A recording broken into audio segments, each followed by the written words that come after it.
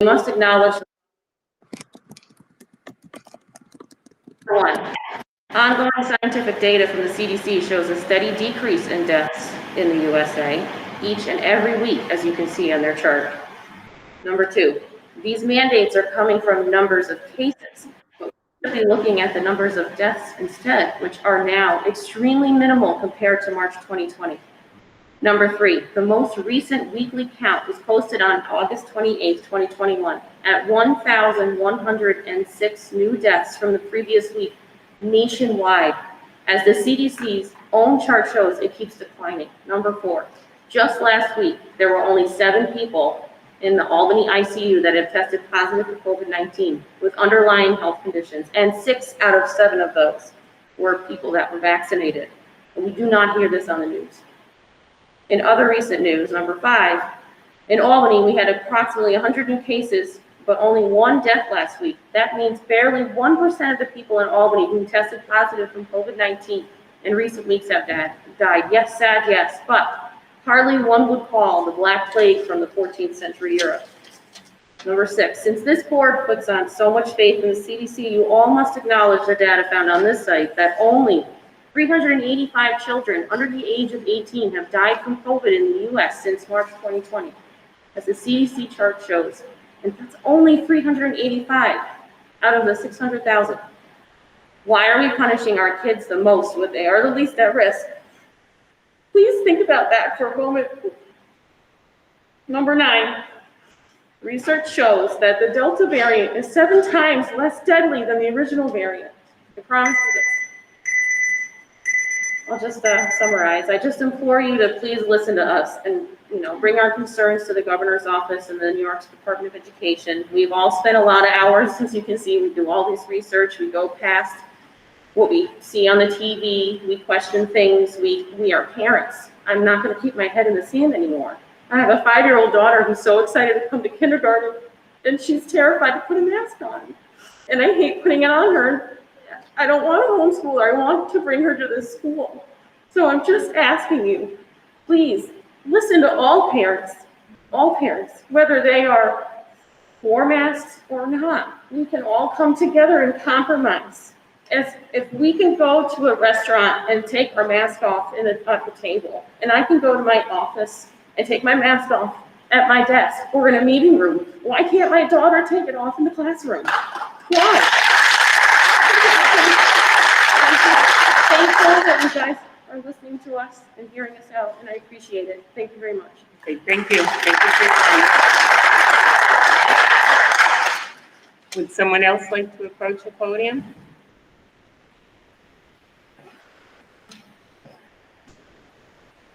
Good evening. Hello, I'm Cassidy Morrison. Can you hear me? Okay. So I'm a parent here. I have a senior in high school, and I also have a 5th grader. And first, I just want to say I appreciate all of you and all of the hard work that you've done. And I know that you're getting a lot of flack for following the guidelines that have been set forth. But I just want to say that I appreciate you following those guidelines, because I know that changes can be confusing for a lot of people, especially people who don't understand the scientific process. As we learn more, we have to adjust to that. And that is just how science and health work. That is something that we just have to be patient with, and we all have to work together with. As a community, we have all genuinely been on board with making sure that our children have the best possible foot forward. I don't know when that kind of fell backwards to saying, well, their health isn't as important. Their identities are more important than their overall health. And I kept my child completely virtual last year so I could keep her away from any kind of dangers. This year, that virtual option has been taken away, and we kind of have to place her in, both of them actually, we have to place them in the forefront with everybody. So I very much appreciate that you're taking those precautions. In June, all the epidemiologists and immunologists were stating that, in fact, the 4th of July was going to be a massive super spreader, and we were going to be in a situation where late July, mid-August, the Delta variant was going to run rampant.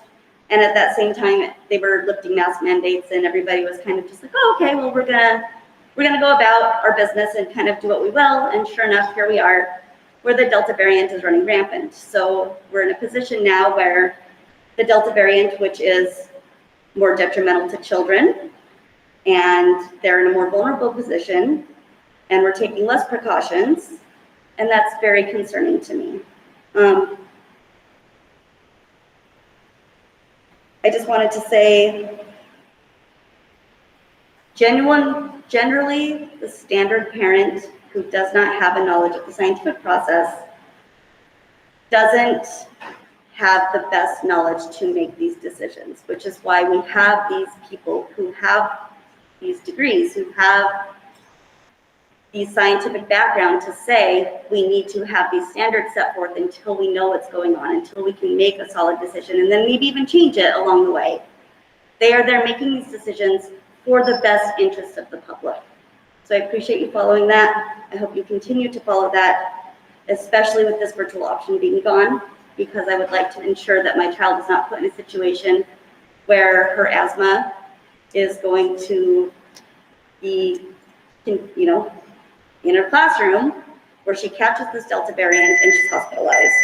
Let's not flounder to the lowest common denominator, please. Thank you. Thank you very much for your comments. Would anyone else like to make comments to the board?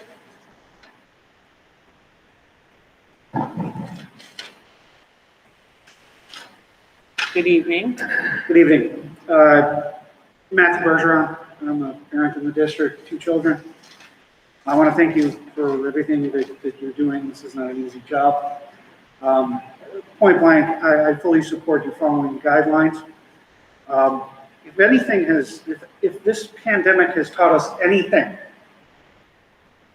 it is that we also have a pandemic of selfishness.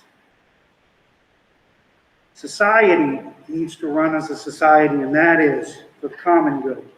For those who claim that freedom to govern their ability to impact others' health, I simply offer, quote, which is that the liberty secured by the Constitution of the United States to every person within its jurisdiction does not import an absolute right, and each person to be at all times and in all circumstances wholly free from restraint. There are manifold restraints to which every person is necessarily subject for the common good, or on any other basis, organized society could not exist with safety to its members. Society based on a rule that each one is a law unto himself would soon be confronted with disorder and anarchy. Real liberty for all could not exist under the operation of a principle which recognizes the right of each individual person, whether in respect of his person or his property, regardless of the injury that it may be done to others. That's the United States Supreme Court, 1905, upholding the concept that we as a civilized society can mandate vaccines. And in fact, here, as I understand, we're not even talking about an across-the-board mandate of vaccines. We're talking about a vaccine in certain limited circumstances in an activity which is entirely, which was already pointed out, a voluntary choice. I trust those who work in science. I do not. Science isn't the truth. Science is finding the truth. When science changes its opinion, it didn't lie to you. It just found out more. So please stay the course. I trust what you're doing. The mandate on masks is now a done deal. It is beyond dispute. It is beyond argument. Personally agree with it, but I don't think that it does us any good to argue the merits of that at this point. I fully support the mask mandate, and I do support a vaccine mandate for those high-risk sports which have been suggested by the CDC. Thank you.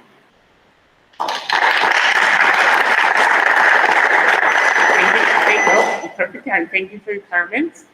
Any further board community comments?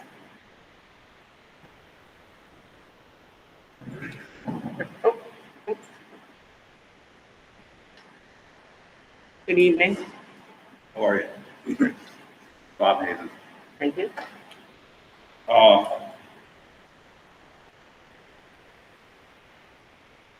As far as the mask mandate, just think with me a minute here. If you were to wear 2 masks and the other child had no mask, you're double protected, and the other kid, you can't get through. That's the theory we're talking about. 3 masks, wear 3 masks. Anybody who believes in the mask, 4 masks. As far as vaccinated, let me go back to the masks. The masks are, you can take them on and off. You can't take a shot out of your body.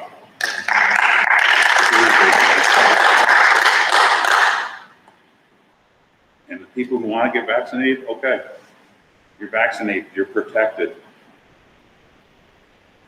Don't worry about if I take it or not, because you're protected.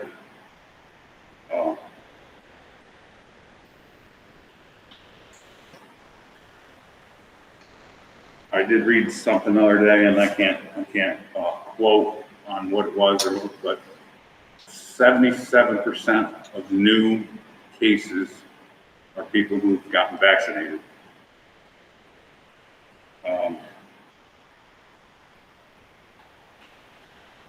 The prior speakers that have come before me are way better at public speaking than me. I just wanted to make it short and sweet and just get across that you can't take something out of your body after you put it in. Thank you.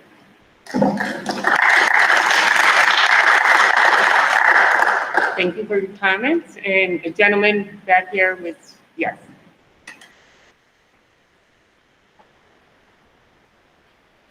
Good evening. Good evening. My name is Colin Donovan. I'm a parent of an incoming 3rd grader. Thank you for allowing public comment at the board meeting tonight. I wanted to speak in support of the mask mandate. I know my wife, my daughter, myself, we would not feel comfortable sending her to school if the mandate was not in place. This is now no longer the board's decision. This is a statewide mandate. I think it's clearly legal. I think it's clearly constitutional. I'm a constitutional attorney by training. I'm vice president of the Capital Region chapter of the New York Civil Liberties Union, and this is not an infringement on our constitutional rights. The case law is clear. There is not a protected class under the Constitution for folks who are unmasked or unvaccinated. It receives what's known as rational basis review, and here it will clearly pass. And this is part of a broader philosophic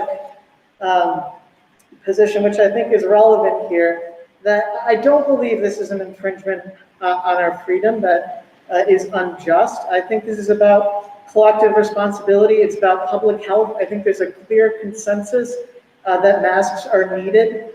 If you go back to a founding libertarian text, John Stuart Mill on liberty, he said the government can legitimately infringe on freedom if it's done to protect harm from others. And I can't think of a clearer instance of protecting harm to others than preventing a contagious, potentially fatal, highly spreadable disease in our schools. So I would like to think it's not the board, it's the state who are putting this mandate in place. It certainly makes my wife and my daughter feel more comfortable about going back to school. I think ultimately it's going to save lives. It's going to allow us to have a good academic year and to do so in a way that is safe, that allows for both learning and for public health. So I'd just like to say thank you, and we're very supportive of the mandate. Thank you for your comments, sir. Please.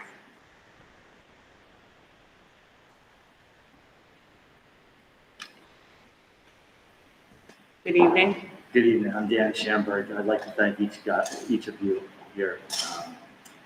I recognize that it is a difficult decision that you're making, because one thing that, I mean, there's so many good points on both sides, but one thing that is not being addressed is the suicides that are being taken on our young people.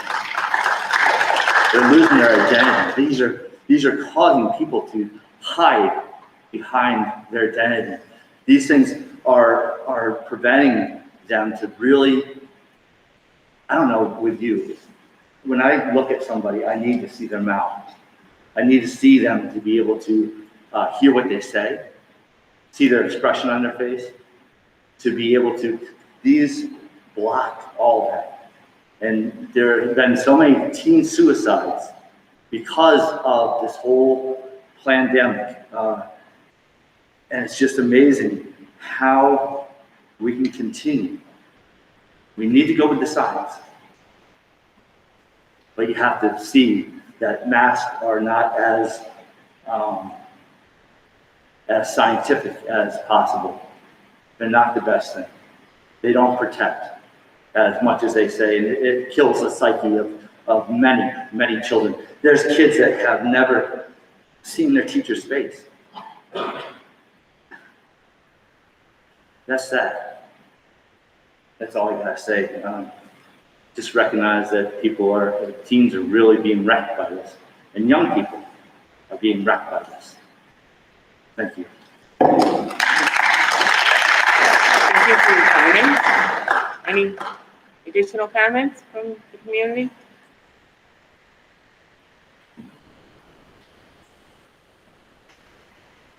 Hi, Hi, my good name is evening. Lisa Pelletary. This one, right? Lisa Pelletary. I have a daughter who is vaccinated and one who's not vaccinated. I didn't plan to speak tonight at all, so I have nothing prepared, but I want to mention something that hasn't been mentioned. I find myself on both sides of arguments very frequently, so I can see both sides of this argument, and I don't really even want to talk about that part of it. But what I do want to talk about is that I would ask that if children are wearing masks in school, that the school does a better job or looks at the amount of time kids get to take their mask off safely. There's so much opportunity to go outside. Elementary school, my kids happen to now be all in middle school, but same for elementary school, and I frequently hear that it's too cold out, and aides don't want to go outside, or a decision's made that it's too cold out. We all send our kids outside when it's much colder than 30 degrees. That's easy. There are plenty of opportunities to do learning outside, to go for a walk that, maybe isn't a very scheduled kind of curriculum, but learn by doing that and taking your mask off. The report from my middle schooler last year was that they only got to take their masks off at lunch. And I think if that's true, that's incredibly unfair. And so I would just implore that you take a hard look at how much opportunity the kids have to take their masks off. Honestly, I just need my kids back in school, so I'll do whatever it takes. I can't, do the work from home thing with children anymore, so I'm pro whatever it takes to get them back in school full time, but please find as much opportunity as you can to let them take their masks off. Thank you for your comments.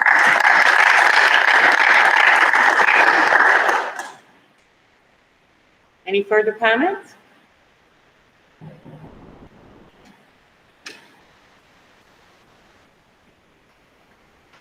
Good evening. Yeah.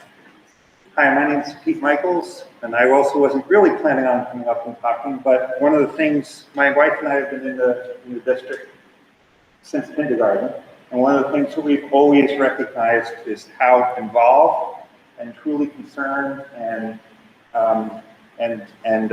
active and considerate the whole families of Voorheesville parents have been.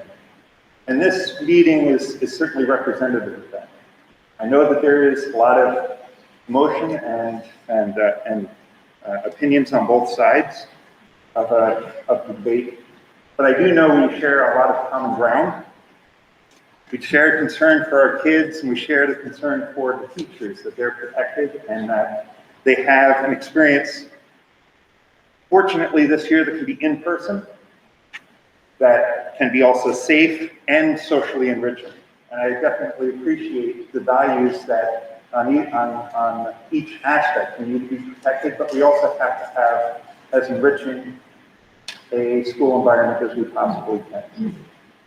So in any event, I think we also share, and we've seen that there is unfortunately a lot of different information which is out there, a blizzard of information which also then changes time to time because the virus is one that mutates and the situations change constantly, and therefore the best precautions that we can take, preserve the social interactions and the best education for our kids, and to protect our kids and our families and our community, does happen to change from time to time.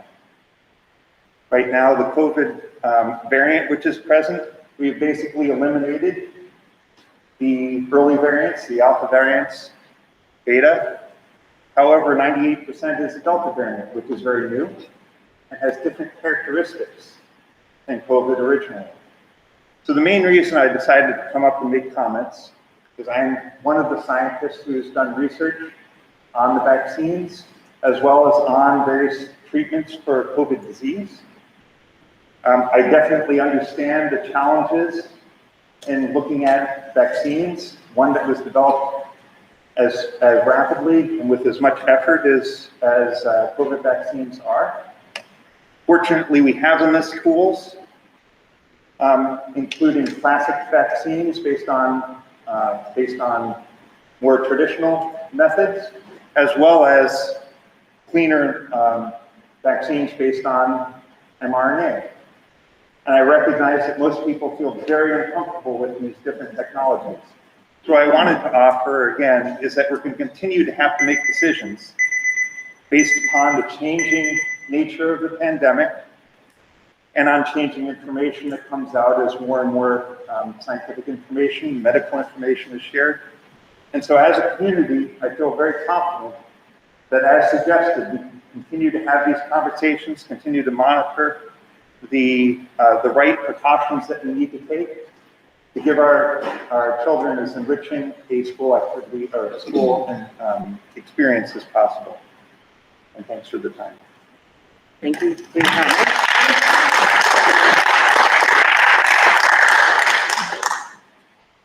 Any other comments?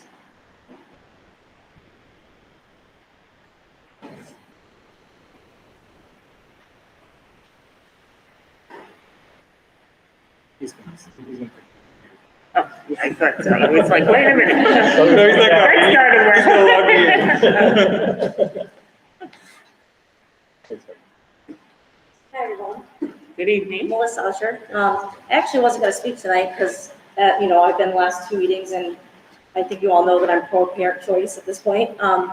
But something I think that hasn't brought up yet that I just want you to think about as you're thinking through all this, that I think where you're losing a lot of parents on the the vaccine mandate for the sports is that, you hear Dr. Fauci and the head of the CDC herself tell you that when they look at a patient that has the Delta variant and vaccinated and unvaccinated side by side, they look at their nasal and their throat, and they have the exact same viral load in their body.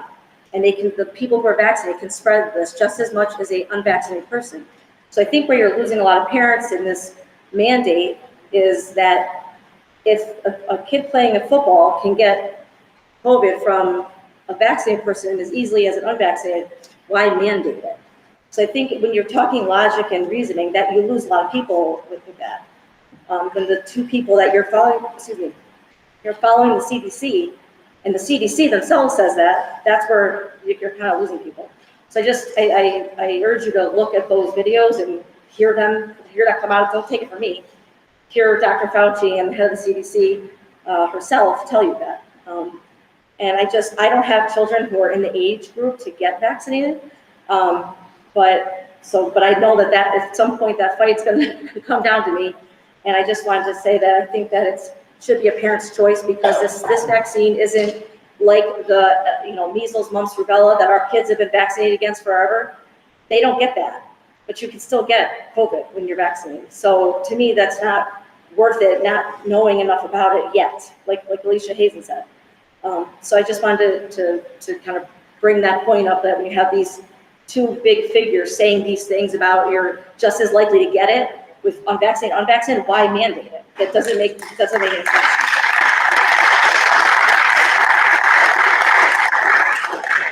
Thank you. Any further comments from the public?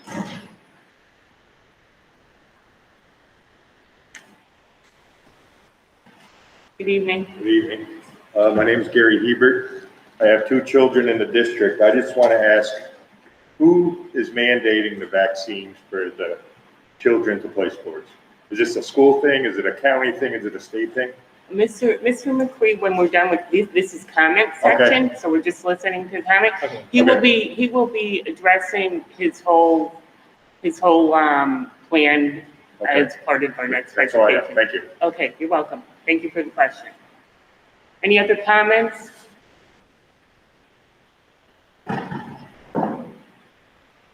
Good evening. Good evening. My name's Dennis. Just wanted to touch on a couple of things.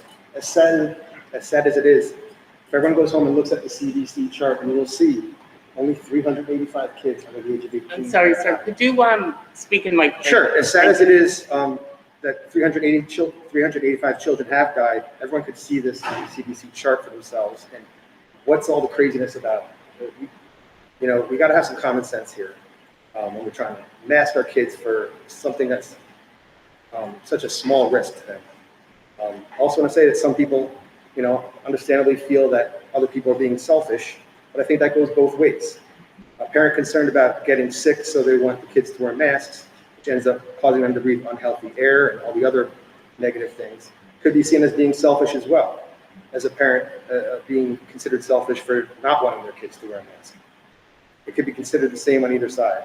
Masks should be optional for the parents, especially when the risk is so minimal right now. Most of the people in the community are vaccinated. I think that considering all this data, why we're being lumped in the same category as Albany, it's been brought up a couple times. This is unfair to say the least. We're a small town outside of Albany with small classes and a much smaller population. Obviously, a more densely populated city will have a higher COVID count, and their numbers should not be applied to small towns on the outskirts like Voorheesville. I just think it's sad that this seems to be so overblown for something that seems to be getting more and more under control. If you want to go by what the CDC says, look at their charts, everybody.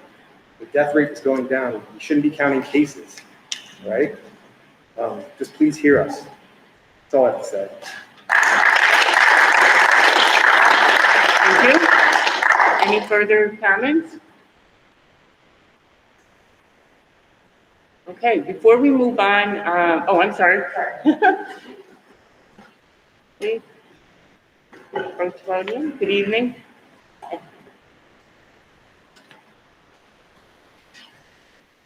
I was not going to say anything. So I'm a parent and I'm also a physician in the community. I wanted to say thank you to the board in keeping our kids safe. As a parent and also a daughter of someone who's elderly, 93-year-old, I also have asthma myself. So I'm kind of I'm there in the community. I wanted to say thank you for keeping our kids safe, doing what needs to be done, and listening to the New York State Department of Health, listening to the CDC, listening to the community, and listening to the students and taking care of them. I just wanted to say thank you for all that you do. And I feel safe that you guys are taking care of our kids and being here in Voorheesville community. So thank you.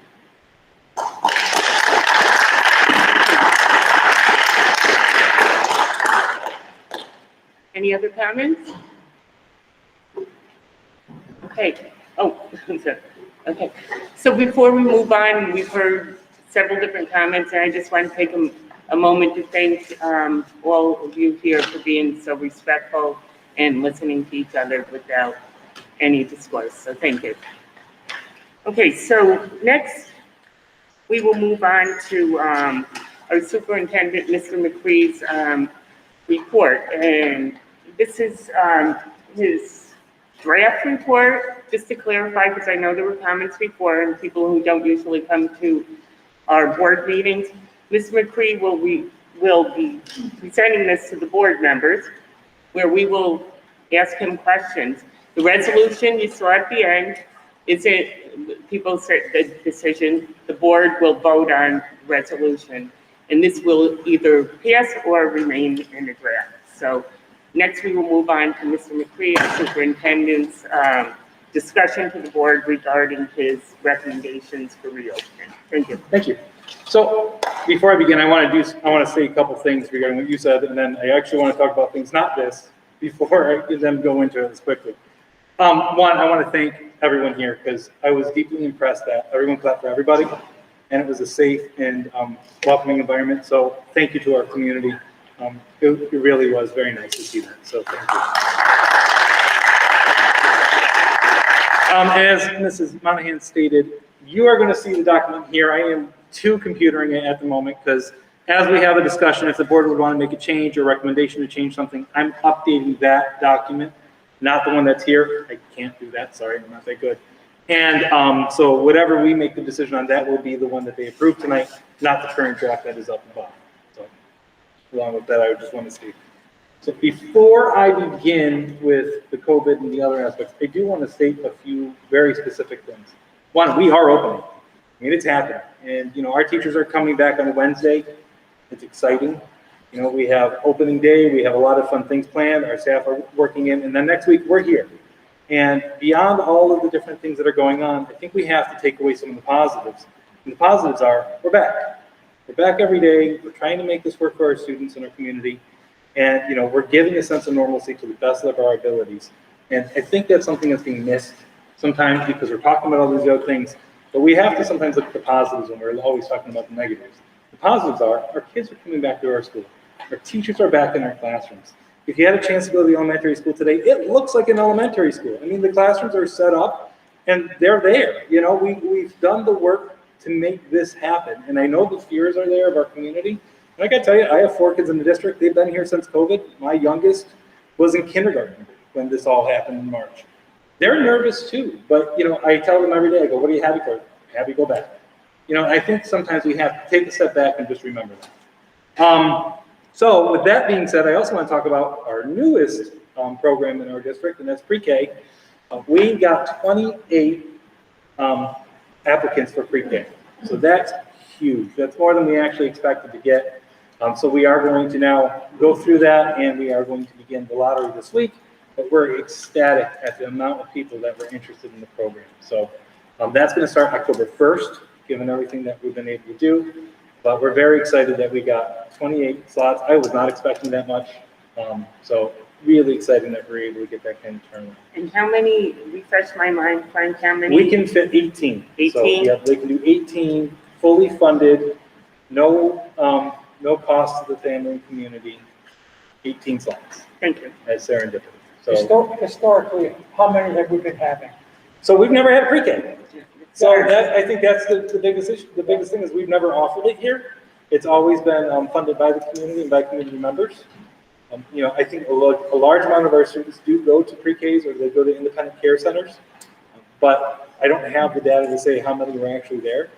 I think it's a good note to say that if we have 100 students per grade level, we got, you know, a good portion of that, 1/4 of our students, or 1/5 of our students that are actually going into a pre-K program that is going to be aligned with New York State standards. I think that's huge.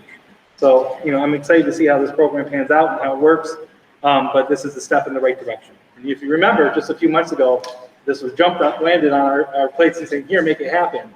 And the fact that we've been able to get to this point, I don't know if it's lost on people, but it's huge. And I'm really excited that we're getting here so quickly. So, any questions on pre-K? All right. And I wanted to say one more thing before I go into this. And I want to thank Lisa Pelletieri, because you actually have a comment that I wrote down and I actually sent to myself to follow up on. And that's doing a data analysis of every 2 weeks of our students based on grade level of how much time they're getting with mask off. So thank you for that. I thought that was really good. So I wasn't trying to be rude or disrespectful. I was actually writing an email to myself not to forget that. So that is something that I'm going to put in and talk to the administration team about how we actually monitor the amount of mask time that we're giving to our students and how much time they've been. And it should be by grade level. dependent on our kids. So I do appreciate those comments that were being said. All right, now on to the plan. So a few key points that I want to bring up. When we're talking about community, I asked this directly to Albany County Department of Health, and I stated, what constitutes community? Community is a greater community. It's Albany County. It's not the 12186 area code. It's not the student rates. It is the greater community, which is Albany County. We live in Voorheesville. Majority of our parents do not work in Voorheesville. They work outside of Voorheesville. Majority of our students, they do things outside of our school community. So it's bigger than that. It's Albany County is what we're looking at, and that's straight from Albany County Department of Health. So I do not make recommendations to the district, and in good faith, I cannot make recommendations to the district based on my own personal feelings or my own whims. My recommendations are seeded by medical professionals, and majority of them come from Albany County Department of Health. They know, they're the ones that do it, I do not. So that's where a lot of this information that you're seeing tonight is coming from. I do know that, and I'm not a data person, so if one of the board members wants to explain this better to me, I think, Rob, you understand data better than I do. If you're using a hyper-focused data, say like the 12186 area code on students, which was reported, can you explain that a little bit to me better? Because I know you know data better than me. Yeah, so all of it, at the end of the day, is population adjusted, right? So like Voorheesville being a very small community, every case counts for a lot more than it would in, say, Albany. If you want to go off our student community, which is, according to the state dashboard, 1,111 students, not sure if that's still what it is, but based on the positives coming through the state dashboard for school-aged children, we would currently be, for this week, at 270 cases per 100,000 cumulative set data. That's a CDC metric, which is double what Albany County is. So that's what, if you want to go off of just the student population, which you would think would be lower, you know, because if kids are getting it less or whatever, we get population adjusted higher. The last numbers I saw for 12186 were like 2 weeks ago. I think there were 384 cases total. Today there's 399.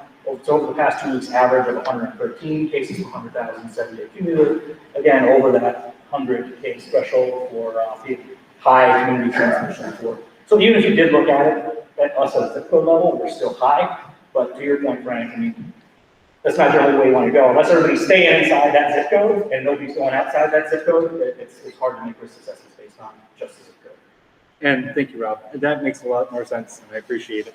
So, like I said, I spoke to Albany County Department of Health. I checked a couple different sources there, and again, that was the same information they gave me. It's community. Community means county, the greater community. So that might answer a couple of those questions as it goes. I'm going to run through some of these, and we can get to some of the bigger topics.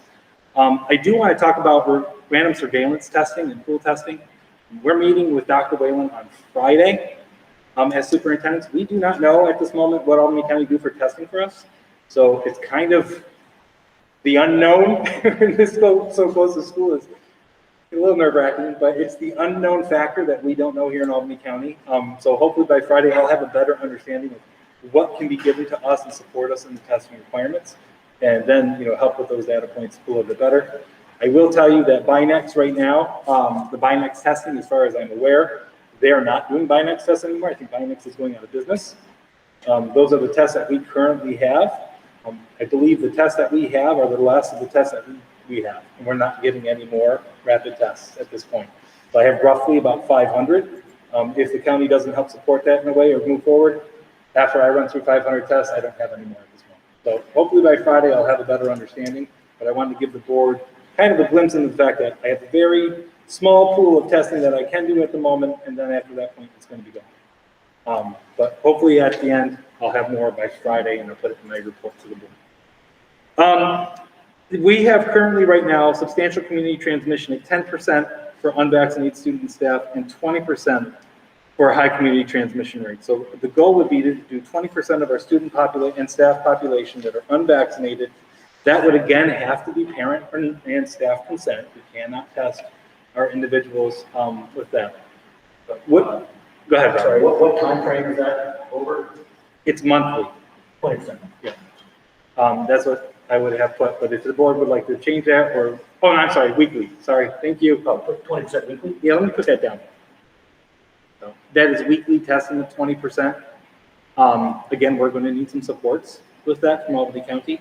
And it's 20% of our unvaccinated. And that then comes down to having a notification of who's unvaccinated and then also getting consent to do so. Any questions or comments on this? I'm going to kind of go through each one for the board. If there want to be changes or discussions, that way we can move through. Tricia? Yeah. On the CDC guidance, they just have more testing types, but of course it depends on if you get tests. But they recommend having testing available in all color zones on a weekly basis for unvaccinated people. So is it unvaccinated? So are you recommending? No, I'm saying, but is it unvaccinated, having it open? So like open testing for anyone who would like it? Yes, it says Oh, yeah. offers screening testing for staff who are not fully vaccinated at least once per week, which seems like a nice option. Sorry, I didn't mean to do that. I was trying to. Sorry. Tricia, I can't guarantee how we're going to make that happen No, I know. right this moment, but absolutely I can do that. We can, I guess, Yep. make a plan and then adjust it again. I would also make another recommendation. Again, I'm just kind of spitballing here, but I would offer screen testing for anyone, not just staff. We have the option if we can, and I'll advocate for this, is we're a testing center. If a staff member or student wants to be tested, we have the opportunity to do so. So that way when they're coming back or if they're sick and they want to come in and get tested, we do that. I like that. Thank you. All right, is So it? I was trying to turn on my mic to say the same thing. Okay. Like, I think, we should be testing vaccinated people if they're consenting and willing to be tested. I've read the same thing Melissa's read about the viral loads being basically equivalent for vaccinated and vaccinated. So I'd be in favor of opening it up. So on-site testing available for staff and students on demand. You can't see that. Regardless of that. Well, that's not gonna be regardless. So I'm actually gonna put that where it says random surveillance of testing, rapid or pool testing underneath it. Right on the white part, it's gonna say on-site available for staff and students on demand. Yeah, assuming we have the capacity, right? I mean, Yeah. we need I'm someone to help us. gonna advocate for that. Yeah, exactly. So my question is gonna be, do you want 20% testing of vaccinated and unvaccinated when we're in high transmission rates? Or would you wanna keep it as it is? I think you keep it as it is because that's generally how it's being done in other, unless somebody's vaccinated with symptoms, that's a whole different story. But I think if you're trying to get a standard here, you want in a percentage, you want to do unvaccinated people. I agree. Does part of that recommendation come from like Albany County BOH? Yeah, so again, yes, I've been calling Albany County Department of Health. They want the testing, that came out, but they didn't give the specifics of the amounts of testing, so. I do have one other related question, I guess, maybe somewhat related to Trish. So part of Governor Hochul's announcement last week with the statewide mask mandate was also around some sort of statewide mandate for unvaccinated teachers and staff must get tested weekly. I know we haven't seen anything else on that, but are we planning, to your point, like some sort of logistically, how we implement that if and when that mandate is able to get?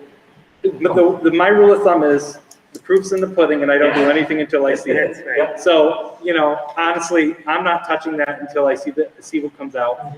And then, we're going through and we'll have that conversation afterwards. But again, it's all about what that states and how it states it. But I would assume from a logistical perspective, we're already working. Whatever testing resources we're able to leverage from Albany County Department of Health, we'll be able to incorporate into that. Yep, I'm already looking into it, having conversations. Costs, all that stuff would be. Yep. Still trying to figure that all out, but I'm not willing to have a conversation about it until I really understand exactly. No, that's fine. I'm more concerned with you making sure that if it happens, we are capable of it. I will always tell you, if it happens, I will always make sure we're capable. So my concern with 20% of unvaccinated is, do we have enough people consenting, right? Because if 70+% of our population is vaccinated, to apply that to our We'd have to look population. at the numbers at the At this point, time. 100% of the elementary school would be unvaccinated because they're all 12, right? Right, Right. But I think it's also important to note, though, that surveillance testing isn't tied to closure. Okay, so if you notice, this is a standalone. So if there's nothing in here that says, well, if we're at 75%, positives for the surveillance testing we're closing, that's not here. This is just a surveillance testing saying, are there positives in this district? Do we know about those? And, if so, are we helping make sure that then we're catching it early so we can then do the quarantine and mitigation measures to make sure that we keep everyone safe? It's not tied, nor am I going to recommend to tie it to that because of the small amount of student population that may or may not choose to get tested. I'd rather not do that. So I'd rather just do it purely as surveillance to have an understanding of it and when it's in That's the a buildings. scientific way to do it. Yeah. I almost forgot, last year with the whole red, yellow, Yeah. whatever zone, that was part of it, right? Right, that's- Percentage of testing, but if you got a certain number of positives, you had to close. Right? Exactly. Lots of balance. Are we okay with surveillance testing and now offering on-site for students? Again, it's not going to be up here because I have two different things going on. Yep, we got that. I believe you. Is Rachel still with us? Rachel, you still here? I'm here and this sounds appropriate to me. Okay, I just wanted to make sure you. Yeah, it's just, Anytime. I know there's a delay when I speak, so I'm speaking as little as possible. Can I have a question? You are talking about doing some random surveillance testing. Is that this test that we have 500 more of? So again, I don't know. I have these 500 tests and this we could use because that's what we used last year. Right. But I'm hoping as of Friday, Department of Health says that they're going to do pool testing with us instead of doing, because we have the swabs. Okay. I'm hoping Department of Health comes out and says we can do spit testing, the pool testing where they actually do saliva and it's a lot easier and quicker. So I don't have an answer of exactly. Who conducts that? Currently, we would have to conduct it using the on-site demand of using the kits. That would be our nursing staff, because there will be trained ones in our districts that are going to be able to do that. The other ones from Albany County Department of Health, as if you look at Saratoga, they have a litany of people that are going into districts to do this, and so are other counties. There was federal grants that went through. I believe Albany County has $3.5 million to aid in school testing. So I'm hoping it's going to be more. I just haven't seen what that looks like. If you saw, I believe Saratoga County released about a month ago that they are going to be providing pool testing for their districts. So I'm hoping it's going to be a similar outcome to that. Just don't have the answer. Hopefully we'll have it by Friday. Can everybody hear me? I'm loud. So, all right. Can I move on or good? All right. So face masks indoors. That now, as the commissioner regulations came out, we really have no control on this one. I mean, I know someone said this as we were here. It is a mandate. At one point. This is the health commission. Yes. Yes. That is a regulation commissioner. That is a mandate for schools, for P12 school districts. I did check with our attorneys today as well. So that is a mandate. We did have in it originally that I had the tiered. So if we went down to low risk, we would have it where there would be masks no masks indoors. I did change that because of the fact that of the mandates here. So it's going to see masks are recommended for the unvaccinated on social distancing. That's going to now be gone. And it's just going to be pursuant to New York State required for all indoors vaccinated and unvaccinated.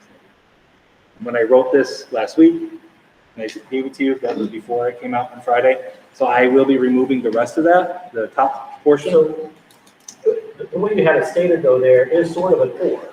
What's that? Right? I said the way you have it stated in the block is with an or, right? With the. Well, it was an or before it became a mandate. So now that it's not, now that it came out on Friday, the top goes away. And no, I know the top goes away certainly in practice and principle because we can't not do it. But I was just wondering if it's worth, I mean, I thought what you put together was awesome personally, and it's a great aspirational goal. And if that mandate were to go away, then we would go I back. think this is an excellent framework. My only question is, like the way you have it stated as or, the bottom one still applies. Yeah. Is it worth leaving it there almost for historical purposes, showing sort of our own aspirational, or is it? Yeah. My concern is it confuse people. Yeah. I agree. I have it down. I know what I know what the recommendation is on that. And if they do allow that to change, I will be doing this. I mean, and I know the resolution states substantial changes will come to the board, minimal changes will be in my direction. That would be a substantial change, of course. And that would come here, but I would bring it to the board as soon as I'd have the opportunity to do so. Cool. But I did think that what you put together just. I noticed you have regular mask breaks filled in. Yep. For the first 3 columns, but not in the 4th one. Yeah, that's just a typo. I'll fix that. Oh, so it's intended. Yeah, no, it's a typo. Oh, That's a typo enough. It's regular mask breaks across the board for everybody. Okay. Yeah. I think in the red one up there, it does say scheduled mask breaks up there. Just a moment. No, it was just a typo. We do mask breaks across the board for everyone as we did last year. I think it's just important to know exactly what those mask breaks are and have the data. Does that vary by grade level, by campus, by? In theory, yeah, it does, and it's based on developmental growth. But I think it's going to be important to actually track that data this year and actually do an assessment of that bi-weekly. I love that idea. You may have already said that. Awesome. You may have already said it, but you might want to include it in your chart, that there would be these regular assessment of. No, I think that's a procedural part that I'll keep on as part of me, because there's a lot of procedure things that I'm doing within this. Behind this. Yet behind this, this is just a big blanket statement of it. So that data that I'm collecting, that's my data to be able to look at and assess the plan and make changes if anyone needed. And then it comes down to, if there's a regular mask break, and I'm seeing that, well, for grade 12, it's, only one time per day, and it needs to be more than that, then that's on me. Then I have to talk to the administration, talk to the staff, and try to figure out what the issue is. Moving on, health screening, I'm just going to go through a couple of these. If you see things that you see, these aren't the bigger I do ticket have a items. question on Yes, this about health screening. Yes. It's awesome, you don't remember to do that all the time. Yeah. But, obviously not sending kids to school with COVID symptoms, right? Is a negative COVID test then required on return to school or are you getting this out later in here? So I haven't gotten that, so that's what I kind of want to talk to the board about. Okay. Albany County Department of Health hasn't been clear that they want a negative test to return. I will be more than happy to say that, if there's a symptom to have a negative test, especially if we're offering them. Yeah. I think that's a discussion at the board and we can have it right now. I'd certainly be in favor of that. Again, especially if we're offering them, it takes out that whole logistical thing of scheduling a doctor appointment for your kid or finding a testing center. I mean, if you can just pop down to high school or middle school and get a quick COVID test and not have to pay anything. That seems. How would that change this? It's going to say negative test required if symptomatic. Actually, go down to return to school. Wouldn't that? It's going to be in return to school. Oh, You look at it. Yeah, I was going to say, that this is. Yeah, you're jumping a little bit. I'm like, wait a Yeah, minute, look at there's, that. a lot of these things are just one Yeah, big category, Yeah.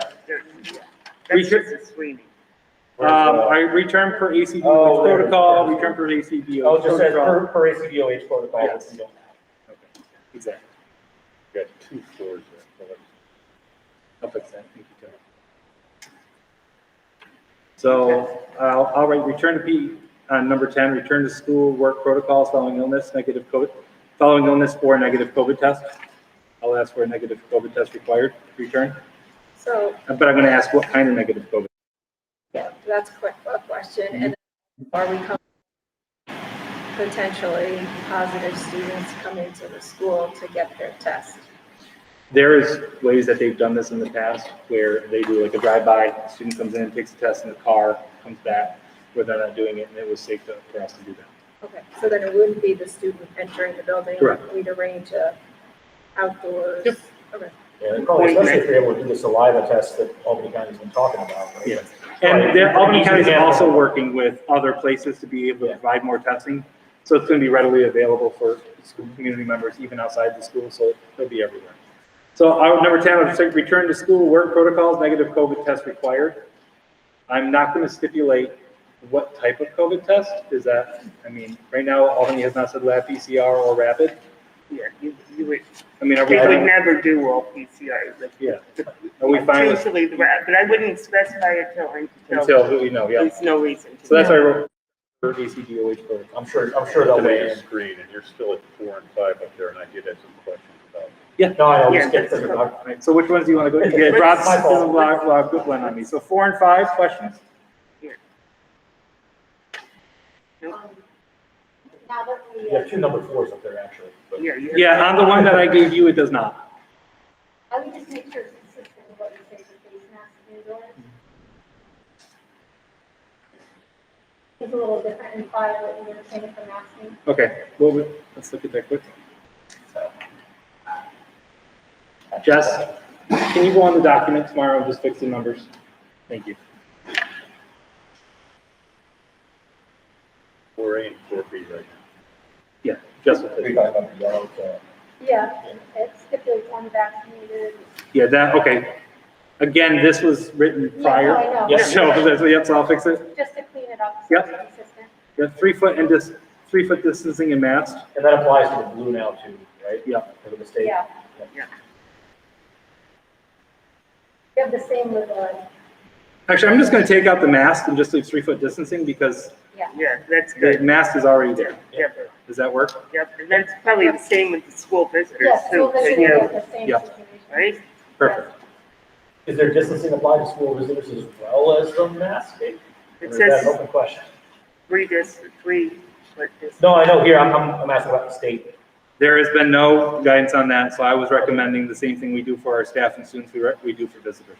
Okay. So can you address, Frank, use of facilities by outside organizations Yep. in high? Let me just do this one thing here. and then- Yeah. So it'll be 3 foot distancing when practicable. Yep. So not at all times can you have 3 foot, and they actually stated that. So when they sent out the regulation, there was a clarification that went out on Sunday. I believe I sent it to you all through NISBA and through NISCUS that stated that this 6 foot is not a mandate for band and or choir. It's something when practical do so, because if you can't bring kids back into the lunchroom, you don't have to have them be 6 feet, but if you can do it, they highly recommend it. But we can do 6 feet for lunches, so we will be doing 6 feet for lunches. But yeah, it's when practical. So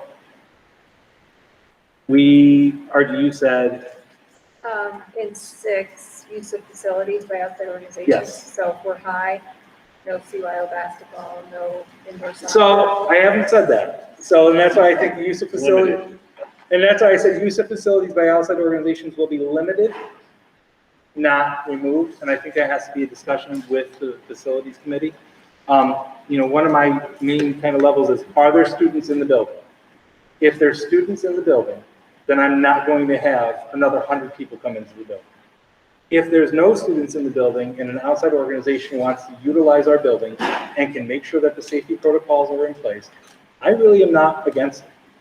I think that really is a board decision, but right now, and that's why I said it will be limited, I'm not going to restrict it. We are a community school. The only thing I will restrict is I do not want to have this an open free-for-all when the kids are here. It's got to be kind of limited to the point where I'm not having 100 parents come in when, I have 500 kids in the building.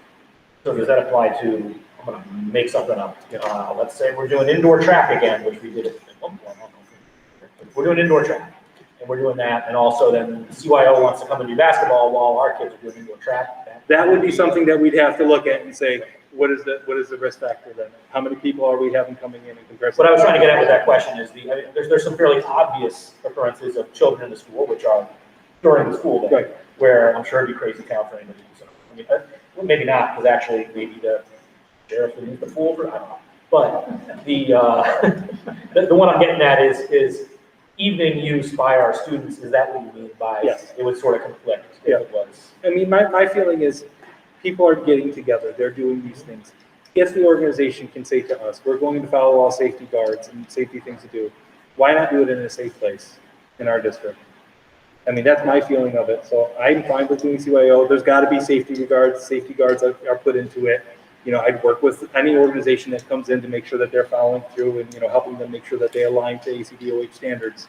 But there has to be some limitations. I don't think we can just close those.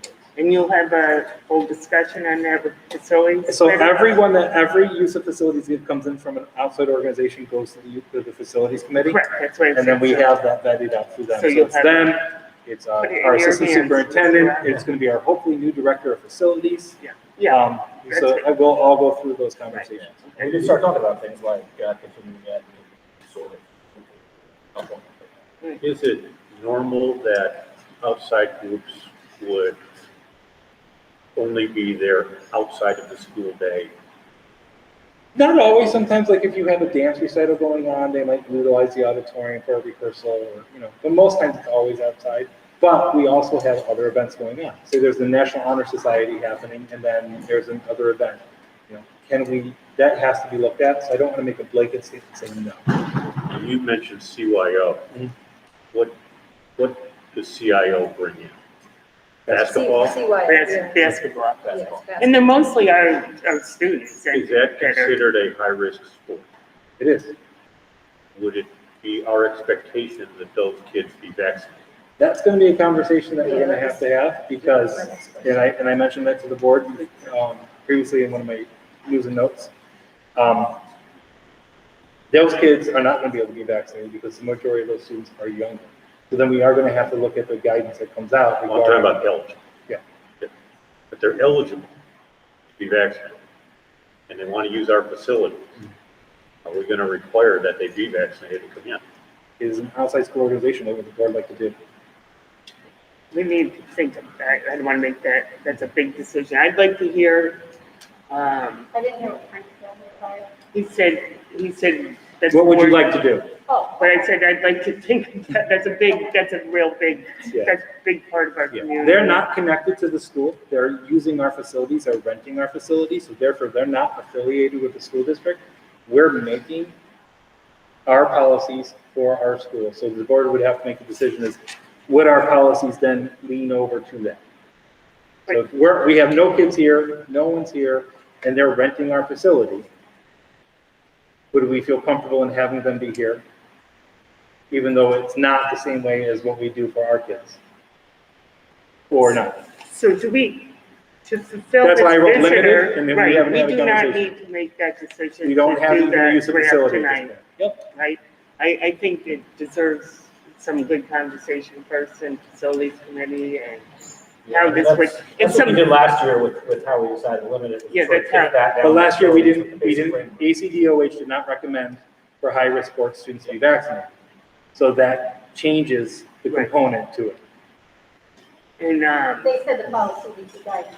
they said, Last year.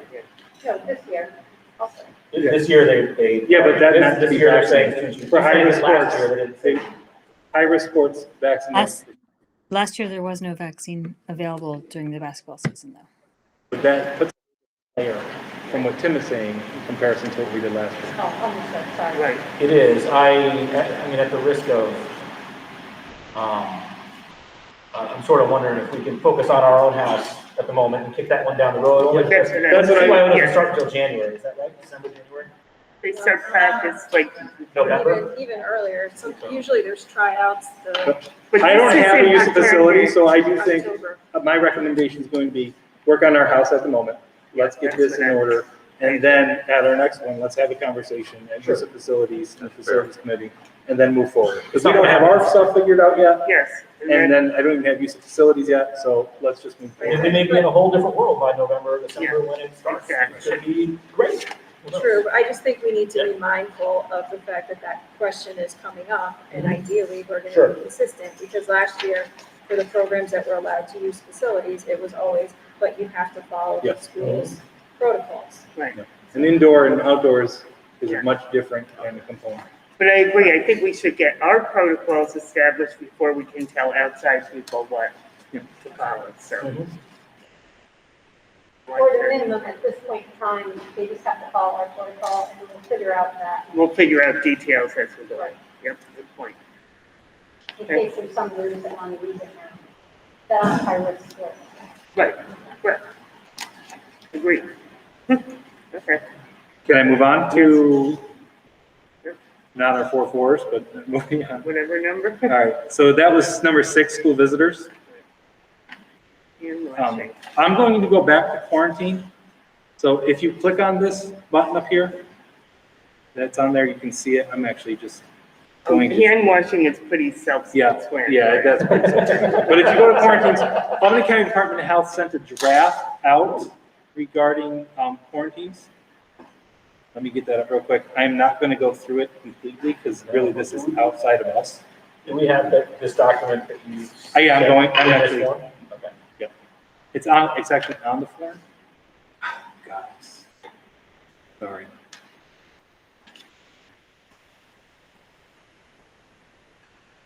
Okay.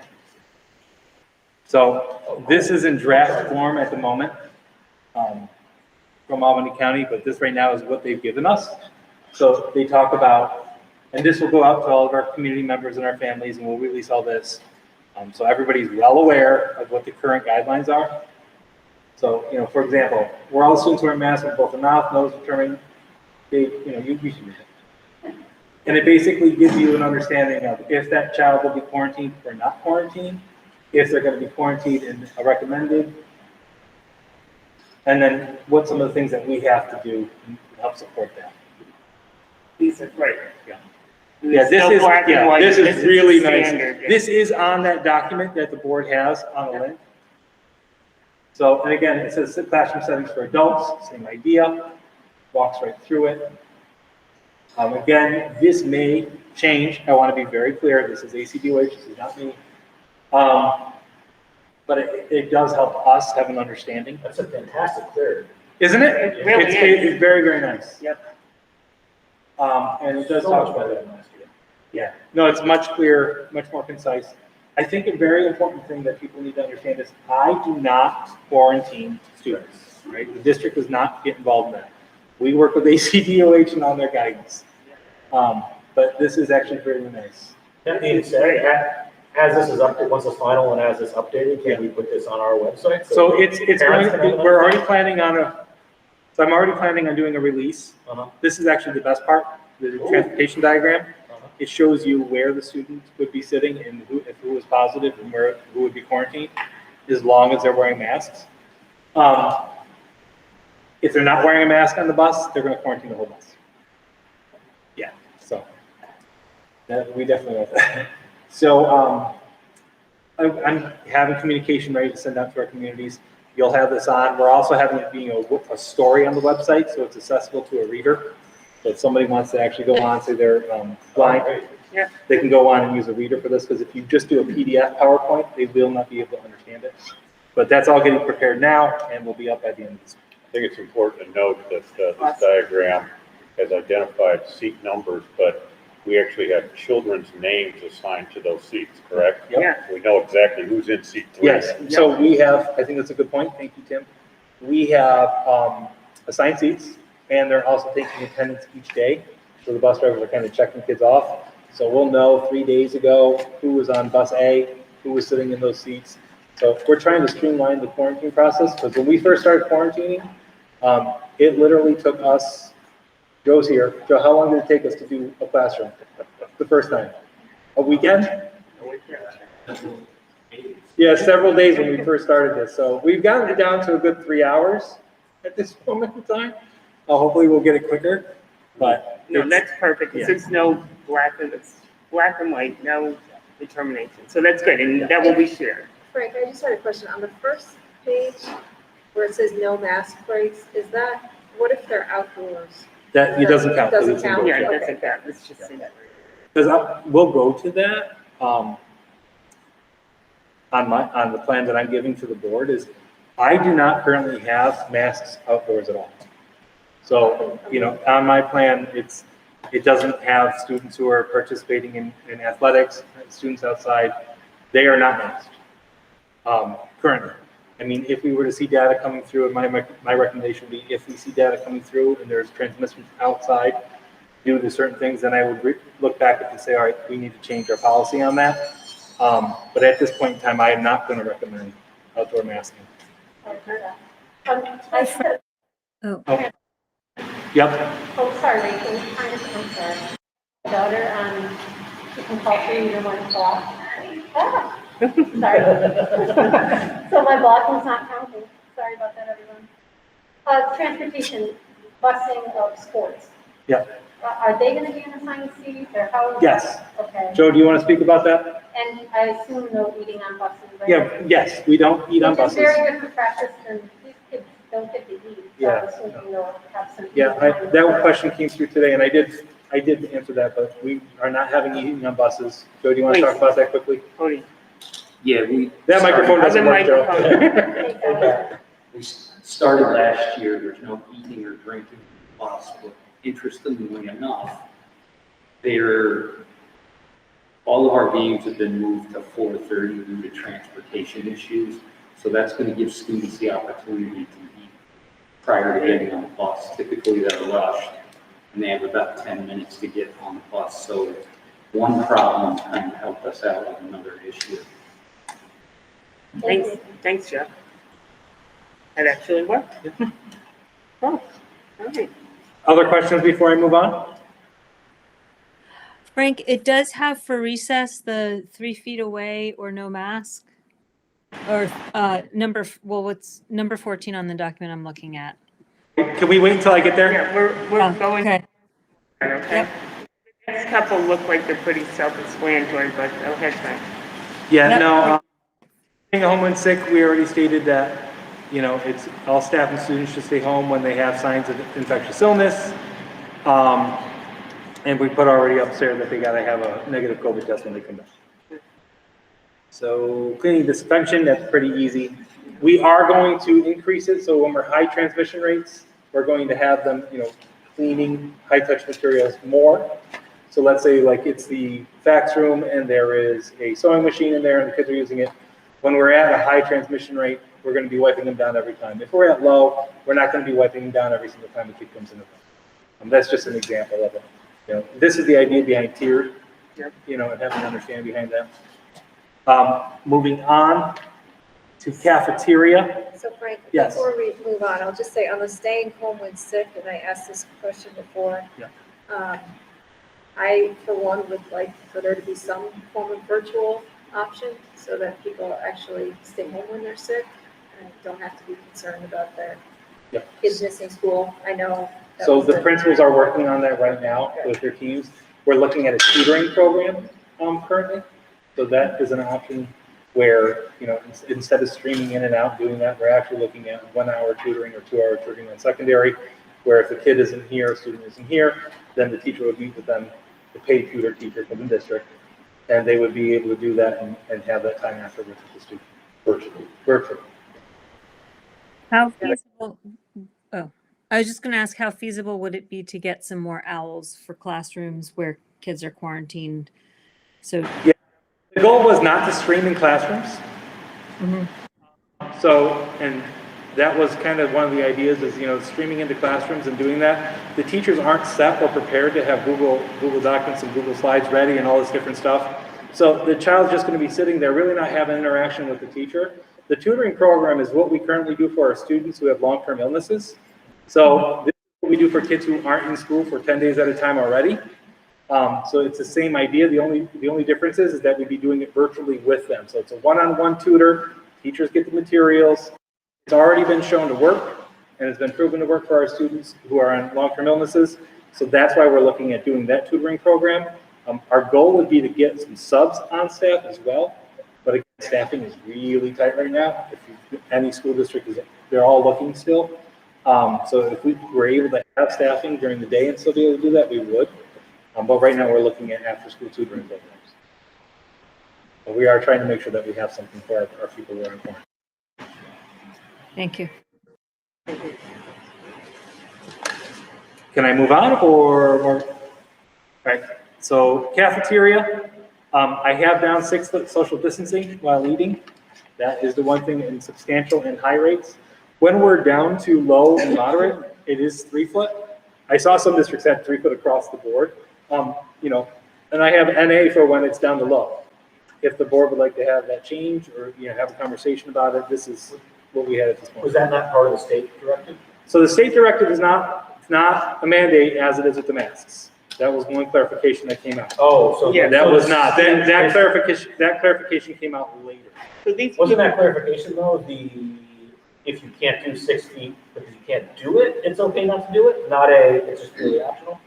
As far as I am understanding, it is optional. It is just purely optional, do whatever you want? Yeah. And everyone will be masked. Yeah, so. Well, no, not really. Well, I mean. We have it set up for 6 feet. I said, but we're also having kids in our cafeterias. We're having students in our libraries. You know, we have to spread them out around the building. It would be nice if possible to be able to group students a little bit together so we get some of those spaces back for some instructional purposes. But right now, we have to spread kids out the best of our ability. We're going to be eating in classrooms for people that don't have lunch, because that's sometimes difficult with 6 foot. So the building principals have to work that out and work out a safe way for them to eat. So I do not know that answer. Or maybe there's a space they could go to eat, so they're not masked off in the classroom. I'll make sure the principals have that conversation. Thank you.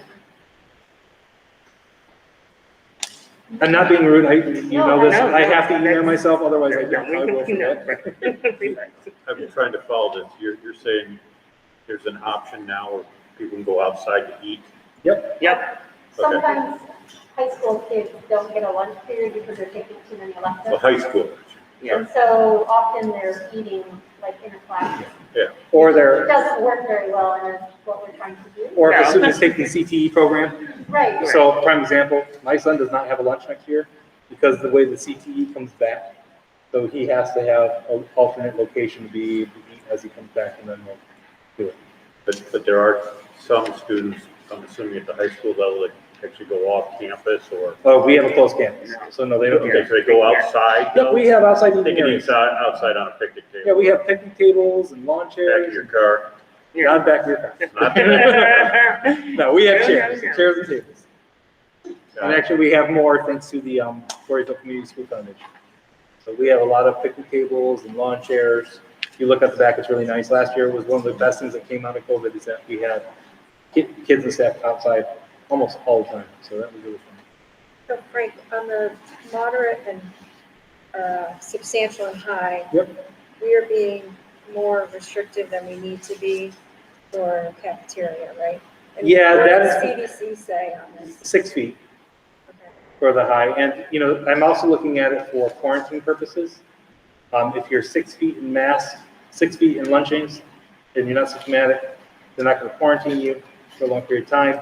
But if you're 3 foot and eating, they're going to quarantine you. So I'm also, one of the goals, and I talked about this before, was I'm also trying to lessen the amount of quarantines that we have for our students when possible. So the 6 feet really helps do that. That's kind of the goal. Yeah, no, it's, we're competing interests for sure. Yeah. Recess and physical outdoor education. I do have 3 foot distancing or masked, Rachel, there. But the majority of our kids, when they're outside in recess, they're usually all doing that. Mhm. Okay. That's what I was thinking about when you mentioned that earlier. So does this mean that if the gym activity is outdoors, they can take their masks off, or indoors they're taking their masks off? That's why it says outdoors afterwards in parentheses. Thank you.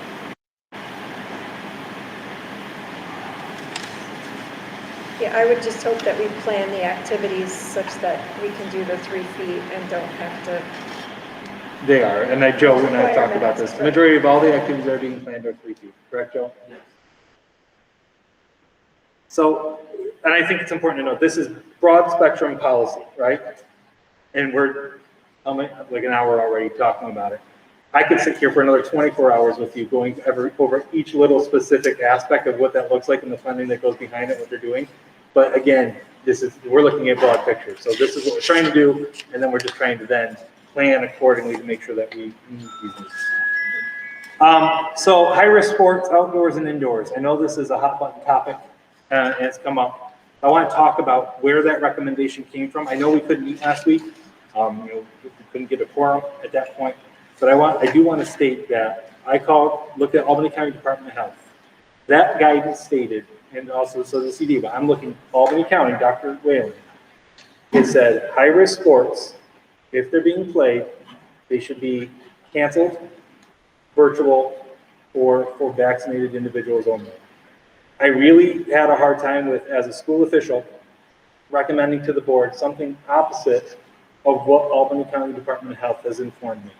So that's why I made the recommendation and we sent out that email to the community for high-risk sports, because I can't say to you, now the board, you have the decision. You can make a decision to change that or do it. That is, I can't in good faith take something from Albany County Department of Health and say, no, I'm going to recommend to the school board not to follow Albany County Department of Health. I can't do that. Just morally, that as a person, I have to recommend what Albany County Department of Health recommends. I did confirm again this week that recommendation, if that recommendation still was solid, and then yes, Dr. Whalen stated that recommendation is still what they're asking. So that's why I've asked it, and that's why we have it here. I do want to give some data points so you have an understanding of it even before we open up for a discussion.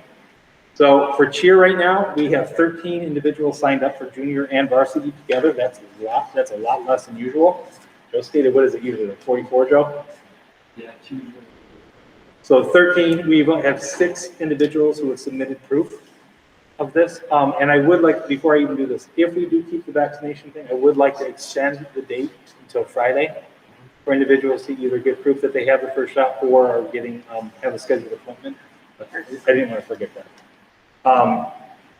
So varsity, so we have 6 submitted proof for cheer. So varsity, we have 11 players. Varsity football? Help me out here, Joe. Volleyball. Thank you. I didn't write that part down. It's been a long day. Varsity volleyball, 11 players. We have 10 that have submitted. JV volleyball, we have 9 players. We have 7 submitted proof. And I'm going to explain all this in a little bit. JV football has 18 players. We have 15 that have submitted proof. Varsity football, we have 24 players. We have 22 students who have submitted proof. So here comes some of the issues. We would lose JV cheer because we only have enough for, right now it would be 6 students. Can I ask you a question Yes. on that? Is it because of the vaccination or the interest? Because sometimes there was a dwindling, as I know from being involved in cheer. Joe might be able to answer that. You could answer that, Joe, if it's a lack of interest or because of the vaccine. I don't really feel like I can answer that. Okay, I'm not really sure what the answer to that would be. okay. We did see a big dip in participation in the fall 2 cheer season. And I do think for some people, there were challenges for some of the student athletes in that season, so that could be part of it. Yeah, because I do recall that cheer being very involved in cheer, that there was a decline because several athletes, there were athletes who wanted to participate also in a competing sport, not. There was some overlap of the sport Yes. seasons, which, forced some choice for some student athletes. Okay. So JV football, we need 16 players to be eligible. Right now we have 15, 18 are there, but 15 have submitted. So that's one's on the fence, depending on how many more students we get, or if soccer gets cut and students want to play, or if we get individuals. And JV volleyball, we need 6. Am I correct in saying that, Joe? Yes. And currently we have 7 submitted, so that one's tight as well, but we do have it. So those are what the numbers currently are, what we have as of today. That can change. We might get more or less in. I know there's a couple outstanding students who are on vacation and still want to play. Am I correct in saying that, Joe? Yes. So we could have a couple more numbers coming in and things kind of fluctuate, but as of today, that's what we have. I think it's important to acknowledge that pretty significant numbers of what is required are getting vaccinated. Yes. That tells me that these parents and these students are saying, I'm willing to comply with that requirement in order to play. Yeah, there's a large percentage. Yeah. What are the numbers again on varsity football? 24 players, 22 have submitted.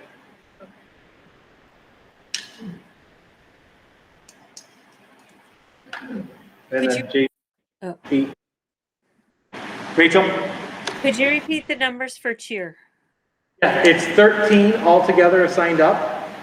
6 have submitted. And how many of those are varsity versus, I couldn't hear that part. I think That number, Joe. The delineation between the two.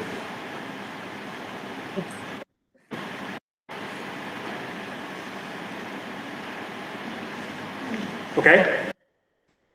So you have what is here, what was recommended. It's already up there for that. I think the conversation was, and then somebody asked, I believe it was Mr. Rogers, and it was what I originally had down was a testing requirement for students who are in high-risk sports for unvaccinated students. Some schools are doing it. I have seen differences. Bethlehem School District is doing what I have here. Other schools are doing different. It's dependent on school, I think. And don't quote me on why. I really don't understand. You could choose to do Because they want unvaccinated students. What's that? Because they want to win? They could do unvaccinated and do bi-weekly testing, But that's twice not the weekly testing. Right, but that's not the CDC. That is not, no, the CDC That's recommendation and Albany County Department of Health Or recommendation. Albany County. Albany So County Department of Health was on that. I did put down, and I've talked to Bethlehem, because I've looked at Bethlehem's plan, they're doing the same thing. If eligible, and I know that's a conversation for the board, the state mandate on vaccines is, it's kind of gone for medical, for religious exemption. This is not a state mandated though, so that's why I kind of put it in here. This isn't one that, they were having, so there is a possibility. I looked at it, our equity policy that just came out is if there's a religious exemption regarding this, would the board be considerate and want to do that or not do that? That's up to them. Also medical exemptions, if a student has a medical exemption from getting a vaccine, would they be able to get 2 times a week testing? And if the student was not eligible. So that means if they are turning, 12, because I gave that data last time, I think we have 15 students who are turning 12 after September 1st. Again, that's in the whole district. It's not, who is eligible to play volleyball. But we do have a couple of students who may not be eligible based off of just age. So kind of the question I'm going to have for the board is, what would you like to do with high-risk sports? And what would you like to do with the eligibility? And what you just outlined there is I think exactly what Bethlehem is doing. It's exactly what Bethlehem is doing. Yes. And all of that would also fit with fulfilling, following Albany County Department of Health. Yes. Correct. Well, So no. Albany County Department of Health guidance does not give exemptions. Yeah, there is no exemption. There is no exemptions. It's either you have it or you do not. You cancel, Yeah. you virtual, No, or you. So- testing out. What is Bethlehem doing with respect to testing? You have to be vaccinated. Or medically if you're not religious eligible. exempt, If you're not or- eligible. Yeah, if you're not eligible or religious or medical, it's 2 times a week testing.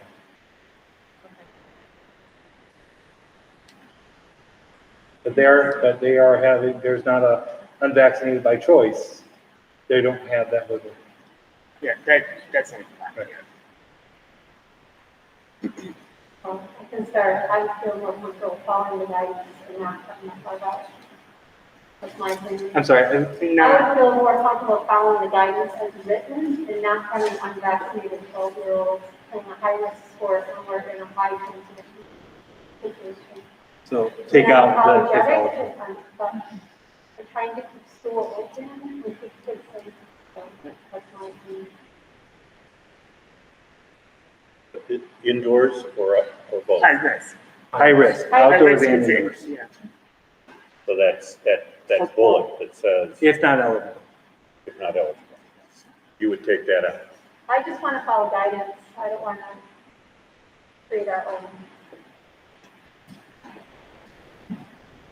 So Trish, just to clarify, that you would agree with on here, with the chief, or you agree with, you're recommending the, either virtual, cancel, or fully vaccinated to Right. play high-risk sports, am I correct? Correct. Okay, Regardless of medical or religious. right, no exemptions. No exemption. Correct. Question eight, right.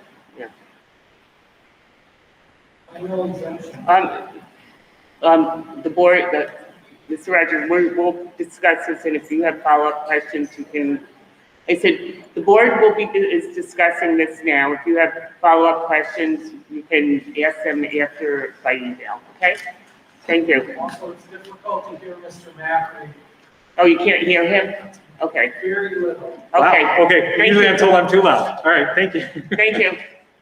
Okay, I'm sorry, Audrey. I was just clarifying Tricia's position. Yeah, just to follow the guidance as written. Follow the guidance as written, okay? I mean, the CDC and the Department of Health guidance, not, Right, just correct, to be clear. just to be clear. Audrey?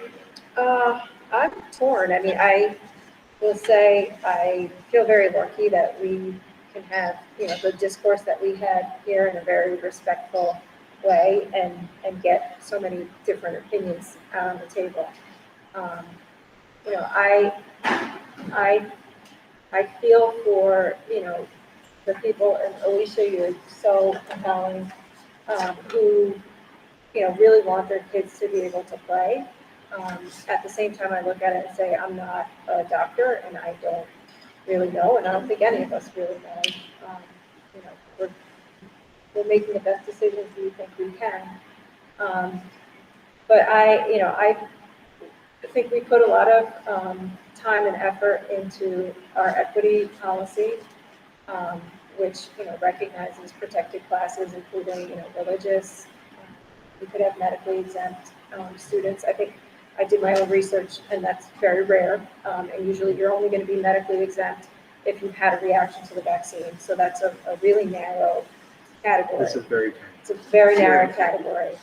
But I think, the policy that we passed recently recognizes that could be an issue. And I also, even though we have so few students who would not be eligible based on age, if they were, deemed fit to play at one of these levels, even though they're 11, I don't feel comfortable excluding them if they can't even remedy that issue. So, I'm in favor of following the guidance to the extent that the vaccine is required, but including exemptions based on religious, medical, or age. Can I ask about, I'm looking at the far right, whatever that category is. High transmission, red. And it says that first bullet, number 17, as well as number 18, if not eligible to be vaccinated, weekly rapid screening testing is required. If a kid, are we talking about kids that are under 12 years old? Yeah. Would they can't be vaccinated. Are there sports, high-risk sports that are available for those kids? Yes, JV volleyball. Okay. And JV football. JV volleyball, JV football. Right, Joe? JV football too, or no? JV cheer. And that, that's where they recruit a lot of So let me cheerleaders. finish. JV cheer, JV volleyball, JV football. Not JV football, I was wrong, right, Joe? Oh, If they meet the So, Yeah, physical they're mature requirements, yeah. so they would not have the ability to play anything if they're not vaccinated. Right. So that sport goes away. No, it's Well, it not. doesn't go away, it goes away for those children, it doesn't go away for us. So are there JV students that are eligible for vaccination? Age-wise? Yeah, Yeah, the majority of them are. majority There's of them. only 15 students. I'm just not clear where that Yes. age bracket. So there's is. only 15 students that would not be eligible right at this moment, as of For all September sports. 1st until now, for all sports. 15 in the district. Okay. So again, this is a very small window. It doesn't mean they've Yeah. signed up. And it doesn't even mean they signed up, it's Right, just so it 15 could be students in the zero. district. It could be 0 students. I'm just using the data that I have when I pull up the eSchool data saying, we have 15 students that were between age 11 and 12 between July 1st and August 31st. And then we have another 15 students roughly who were September 1st on. Those students don't have an opportunity to get a shot the first time. It doesn't mean that they signed up. It doesn't mean that they're going to play sports. They may not. Right. It's just on data and on paper, would I be hindering an opportunity for a child not to play if we didn't have that option? And basically, they're not going to be eligible. Correct. Okay. Clear. But as RG said, I want to be clear, it's very small. I mean, we're talking Yeah, I got you. a small window. So with that being said, Tim, what are your thoughts? Any questions, thoughts? I'm fine with the way this is. I know we're not, we've made Yeah, no, adjustments I here, but as far as these high-risk sports, Any questions? I do believe that a vaccination should be required. In order to play that, I do believe that these are things that got to provide for the safety of the kids, and if they're eligible, they should be vaccinated. And you are in favor of the carve out for religious and The carve out, not eligible? No, not eligible, eligible but with religious or medical exemption.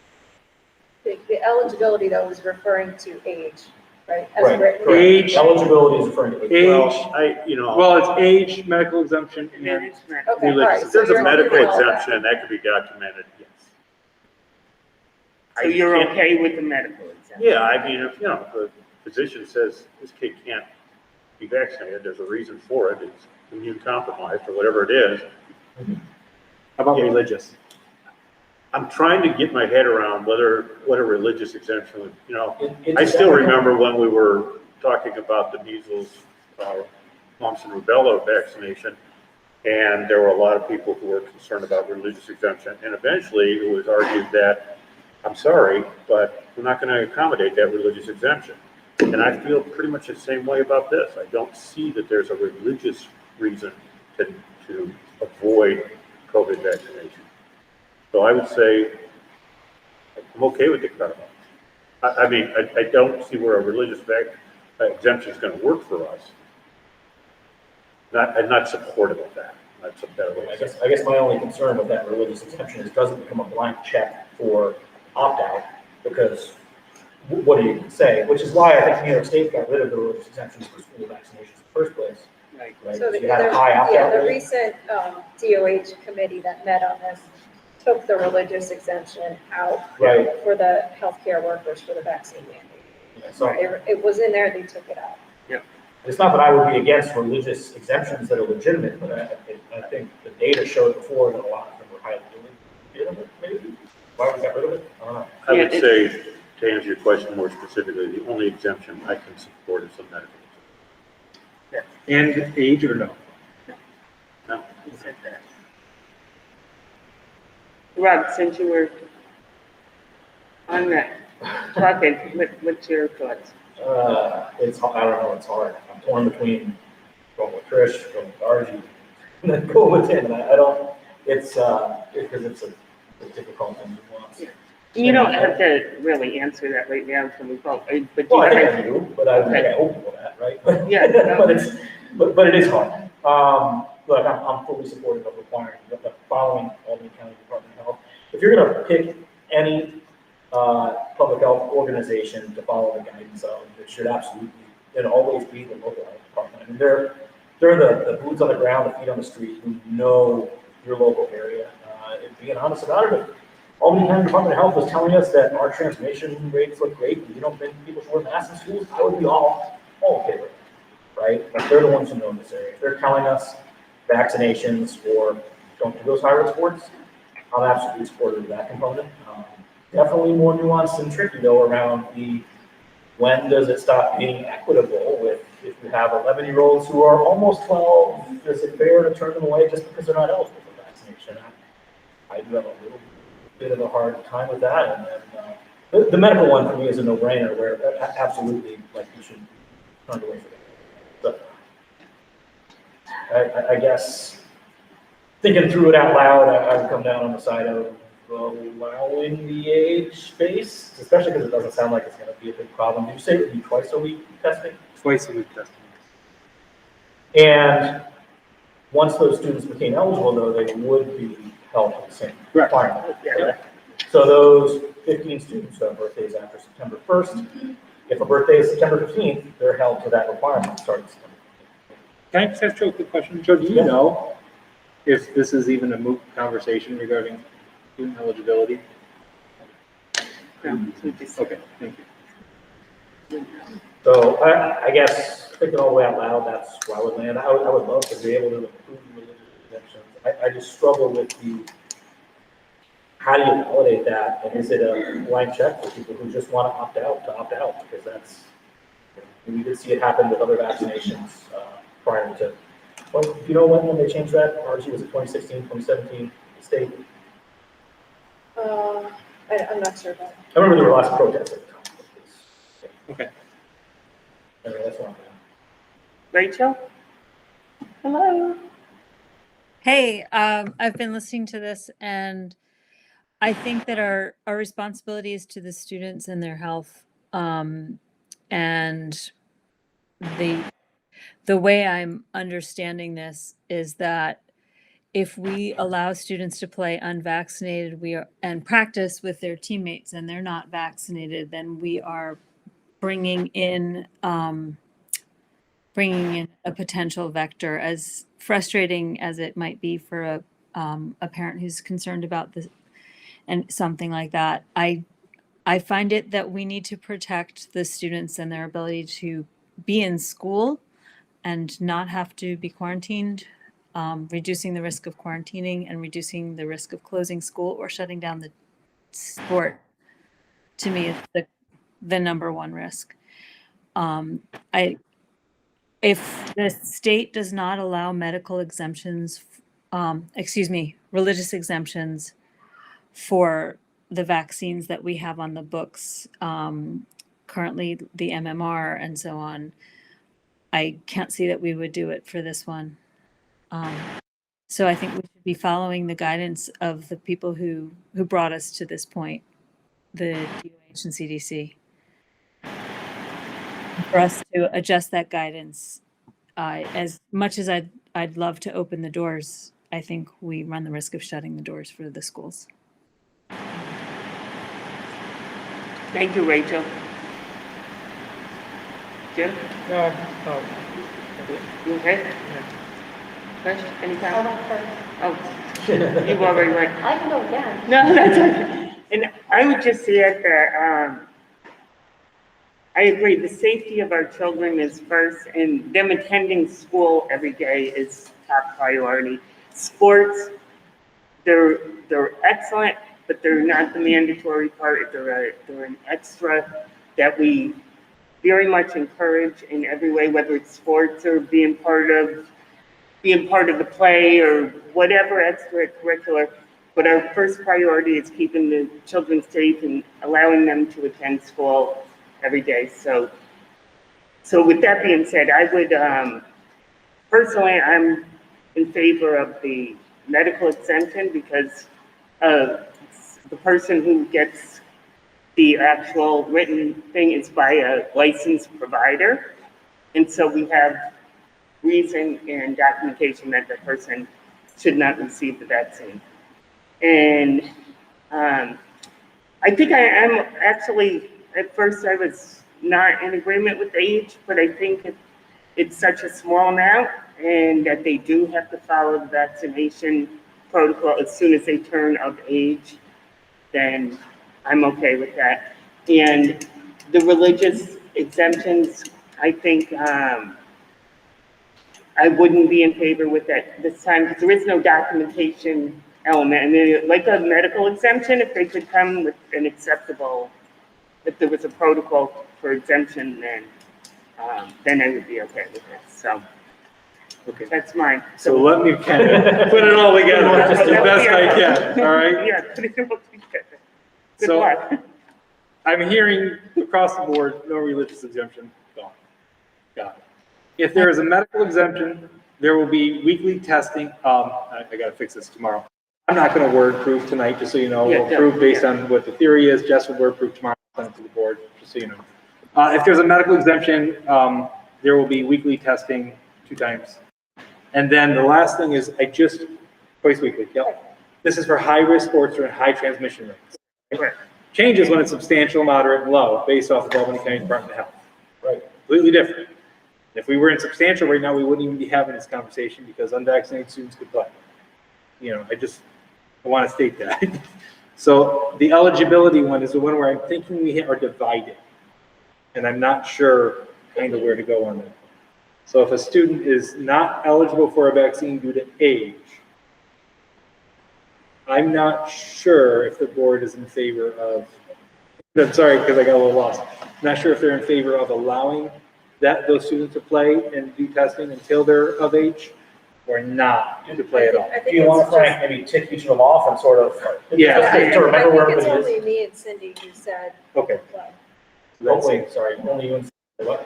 that the ineligible because they're not yet 12. Am I correct in saying Can that? play. Just 2? No, I said they should. Oh, you were. Yeah, as long as they got vaccinated. So When they're What I heard you say was, if you're under 12. Yep. And you want to play this sport, high-risk sport, get tested twice a week. Right. And then when you are of age to be vaccinated, you must get vaccinated. Yeah, Correct. because you're eligible at that point. Right. But the guidance, the CDC guidance and the DOH guidance is if you can't get vaccinated, you can't play. Is that is the guidance? Yep, that's where, And So we We're are, trying to add some nuance to make it slightly more. Sorry, Tim, I missed what you said at the very and end. again, I made that recommendation based off the recent equity policy, and that's why I wanted to have the conversation. but the equity policy, that the Age is a protected class. it is, but it's not. Not in The this equity, way. the Envisioned equity it. policy is not written by the DOH. But it could, I mean, could that potentially open us up to something? Maybe, I'd prefer to, I don't know. So I think that's a very reasonable compromise for a kid who's I do. under 12. We're gonna let you have an opportunity to test it twice a week, and then when the chance is for you to get vaccinated, you gotta do like everybody else on this team has done. You have to get vaccinated. or you don't have to play, and again, I go, Or back, you don't or you have to don't play. have to play I the agree. sport, right? You have to go to This is school. an extracurricular. Yes, it's. I mean, let's, remembering what I think ours and others state, which is it'll be first dose by whatever anyway, so there may be kids who are not fully vaccinated playing in the first place, which is why to me that feels equitable to, as long as they're willing to get vaccinated when they are eligible for vaccination, it feels. You've got to be tested and you've got to have the right age. I mean, that's what I'm hearing and seeing. That's what makes sense. I think it's very dangerous not to follow the guidance. Can I state that one more time? again, I think it's for, and I would do that, this is possibly for one or two students. So I am fine either way. I will support, I think we're split at this moment in time. It kind of seems like we're split up. I'll make the recommendation based off kind of conversation here is that I will do the data and dig into it. At this moment in time, I would say if you're not eligible, and then if I find out there is an eligible student and find out what that extent is, and I'll get the understanding of, are they going to be vaccinated as of September 9th, right?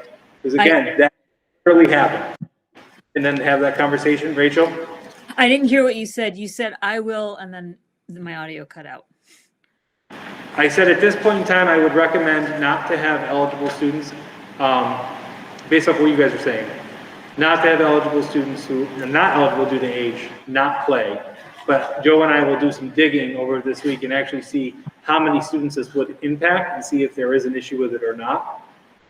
And see if and when those students would be vaccinated. Because again, this could be completely moot, and this whole conversation for the past 10 minutes, Totally could. wouldn't mean anything. So I think at this moment in time, I just say not eligible, because it's such a small I percentage. think we're confusing it by the way you're saying it. What you're saying is, if you want to play high-risk sport, you be vaccinated. Right. Period. Yeah. Right. Everybody. And one other question, I think it's important to point out, this might be obvious to everybody, but because of this, it is called what is this again? Layered mitigation thing. If we went from red to orange, then things change. Yeah, we just said that. Yeah, everybody would play. Right. And do we have any sense of where we are on that line between red and orange? You know this, Adam. I looked today. You can't. 130 Not- per 100. Albany County was like 130 per 100,000. Uh-huh. And the positivity rate was like 6.9 something So, percent. Could change tomorrow. Yeah, could change. Yeah. All right. Well, one of the unfortunate things, Tim, is you have a few days, past couple days, where it's over 100 and then 80, whatever.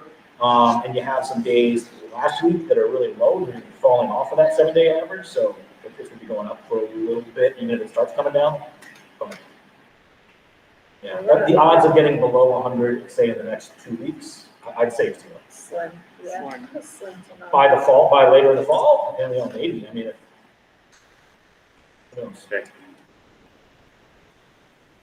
That's the plan.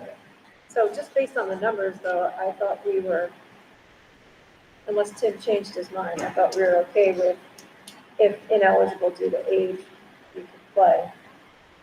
I realize what you're saying, it may not be an issue because we may not have Right. 11-year-olds signed up for high-risk JV. Well, I was right where you're saying. I would say test twice a week, you come of age, get the vaccine.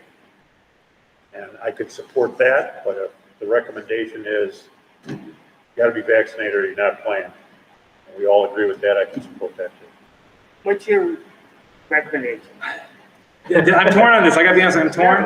I think at this point, again, I'm going to what Trish said. I have to call Albany County Department of Health.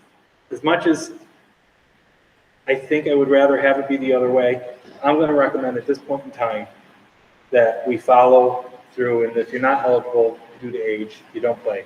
But I do want to do my digging and kind of see where that is, because if I have a student who's going to be of age come September 12th, then I want to make sure that maybe we do something for that child. In comparison to a student who's not going to be of age until October 15th. You know, so and that's just the educator in me. I just want to look at that and see Right. where it is. So let me ask you a question, and probably Joe, this for you too.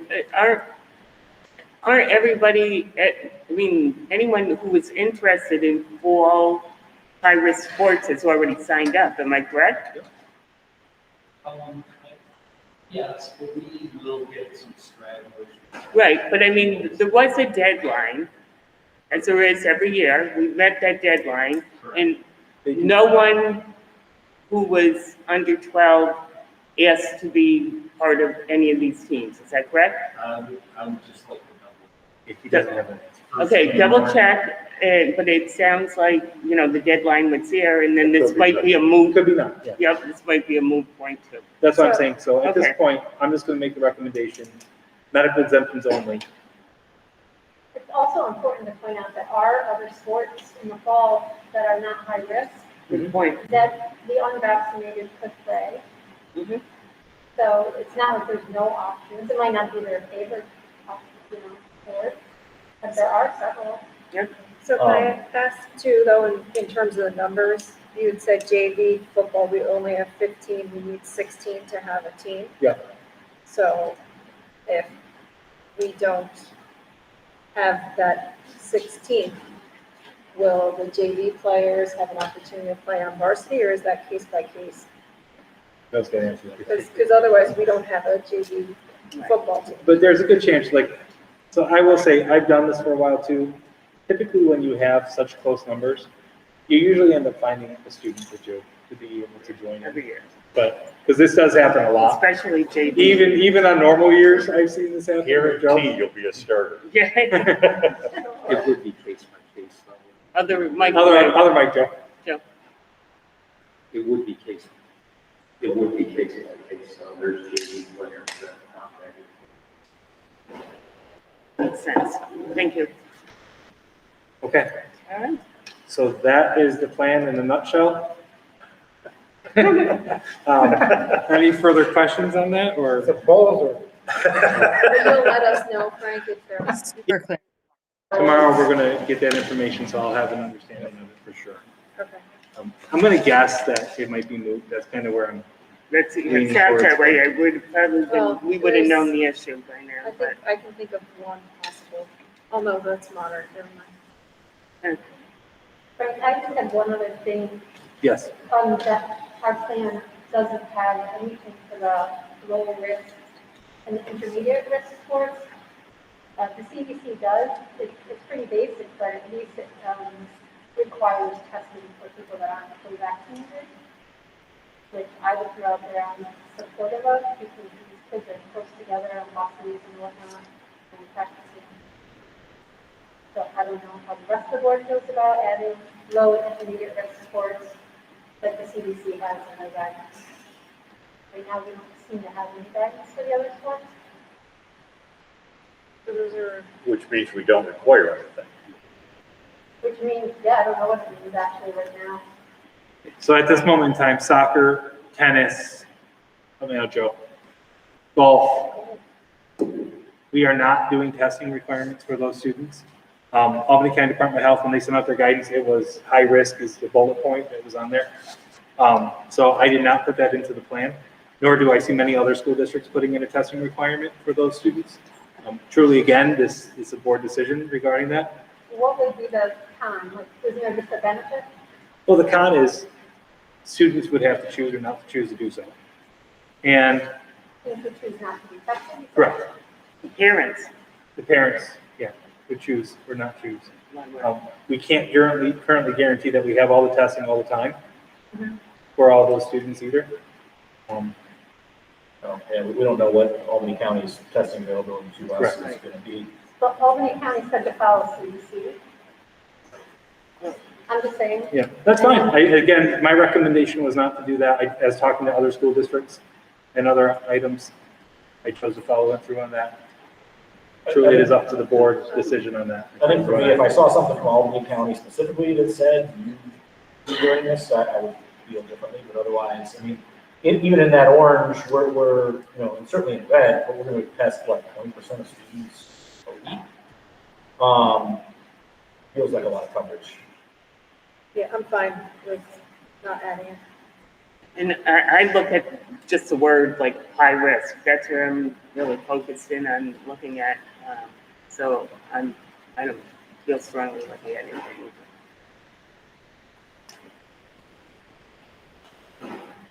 Leave it as is then? Yeah, I mean, one question on the buses, though. I know in years past, like, parents weren't allowed to drive their kids to. We've talked about this, go ahead, Joe. We've talked I'd about be it. okay loosening that up, just so that we don't have as many kids on buses. Other mic. Oh my gosh, Joe. Come on, Joe. I've spoken into this mic for 20 years. So many times. We did last season accept written permission for parents to transfer, but did alleviate numbers on buses, and for some people that felt it was safer, so we did allow for that. Okay, good. We'll do that again this year. Yeah. Okay, any other comments? Okay, well, thank you, Frank. I have one more thing. Oh, No, the one last thing was, if the board would like to, after we're done, I would be more than happy to show you the science rooms that Okay. are almost done. Okay. And kind of walk you just down just so you can see them.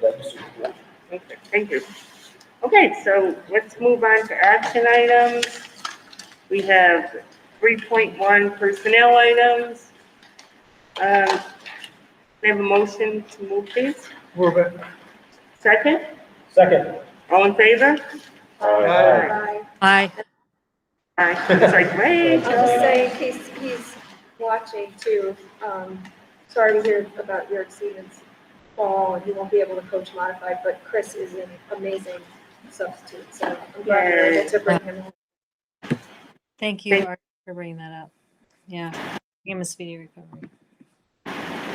Okay, so 4.1, approve resolution, school district opening plan that Mr. McCree just presented to us. Can I have a motion to move that?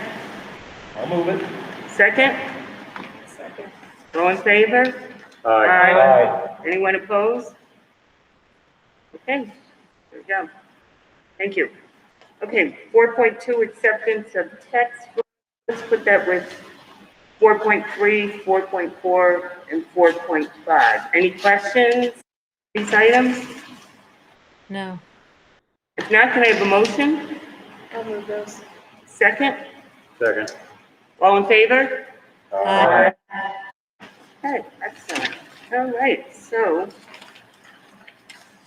that's it. So our next board meeting, next regular board meeting will be September 14th. And I believe we have an audit committee I meeting. think we're going to meet in October. Jim and I were emailing today, Okay, making sure we've all right, nailed thank down you the for letting schedule. us know. So we'll have a regular board meeting on September 14th. That is a Tuesday, please note. And that will be at 7 o'clock back in the library. Notice? 7? We didn't have a committee order, I think, tonight, or a board. No. I did. This is a special Yeah, meeting, that's why. But I was at the elementary school today for like the quick tour for folks, and it looked awesome, and just the one thing I wanted to comment on, walked into one of the classrooms and it was set up, and I made a comment to Jeff, I'm like, aren't they gonna get this ready for like COVID distancing? And he said, look at this, it is. The desks were 3 feet apart. but it looked like a totally normal classroom, which blew my mind. It was way cool.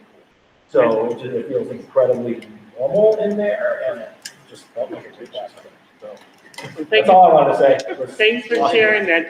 That's exciting, and that's what our whole goal is to get the children back 5 days a week as possible and safe and as normal as possible. Like, so thanks for sharing that, Bob. Anyone else? No, we're done with public comment. I'm sorry, you can follow up by email with Mr. McQueen. No, we haven't done that in a while. We're done. Okay, so can I have a motion to adjourn? Second? I'll second. Okay, all in favor? Aye. Thank you, everyone. Have a good evening. Take care.